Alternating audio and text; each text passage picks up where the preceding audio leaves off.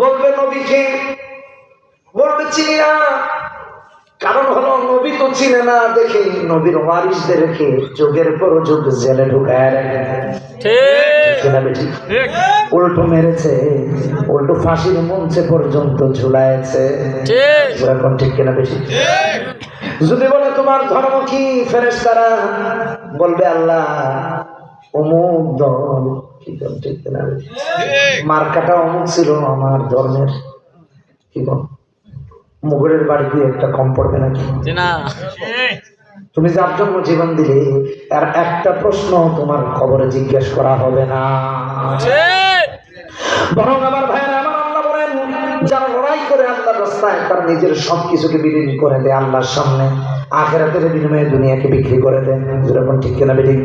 আর তাদের অবস্থা এমন হয়, ফায়ুকতান আও ইয়াগরিব ফাসাউফা নুতিহি আজরান আযীমা। চাই তারা শহীদ হোক অথবা বিজয় হোক, মুমিনের হারাবার কোনো কিছু এই দুনিয়ায় নাই। হারাবার কিছু আছে? হয়তো বিজয়ী নয়তো শহীদ। বাঁচলে গাজী, জোরে বলতে হবে, বাঁচলে গাজী, মরলে শহীদ। হারাবার কিচ্ছু নাই। এই জন্য মুসলমানরা লড়াই করে কাফেরদের বিরুদ্ধে আল্লাহর দ্বীনকে কায়েম করার জন্য। এই দিন আমাদেরকেও কায়েম করতে হবে। বসেন আরেকটু সময়, ওটাও দূর করেন, মনে থাকবে ইনশাআল্লাহ। আল্লাহ আমাদেরকে হেফাজত করুন, আমিন। আমি আপনাদেরকে একটু মাঝখান থেকে মনে করায় দিতে চাই, মুতার যুদ্ধের কথা মনে আছে? আমাদের যে হারাবার কিছু নাই বোঝাচ্ছে, জিহাদের ময়দানে যাওয়া কতটা দুনিয়া ত্যাগ করে হতে পারে, দুনিয়াকে কতটা ত্যাগ করলে হতে পারে, এটা মনে রাখেন। মুতার যুদ্ধে রাসূলুল্লাহ সাল্লাল্লাহু আলাইহি ওয়াসাল্লাম প্রথম সেনাপতি নিয়োগ দিলেন যায়েদ ইবনে হারিসা রাদিয়াল্লাহু তাআলা আনহুকে। দ্বিতীয় সেনাপতি জাফর ইবনে আবি তালিব। তৃতীয় আব্দুল্লাহ বিন রাবাহ। তিনজন সেনাপতি নিয়োজিত করলেন।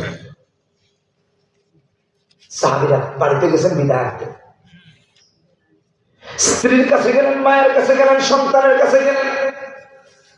স্ত্রী সন্তান দোয়া করে, আল্লাহ আমার স্বামীকে তুমি আবার ফিরায় আনবা। দোয়া করে আল্লাহর কাছে দোয়া করি তোমাকে যেন আল্লাহ বিজয়ী করে ফিরে আনে।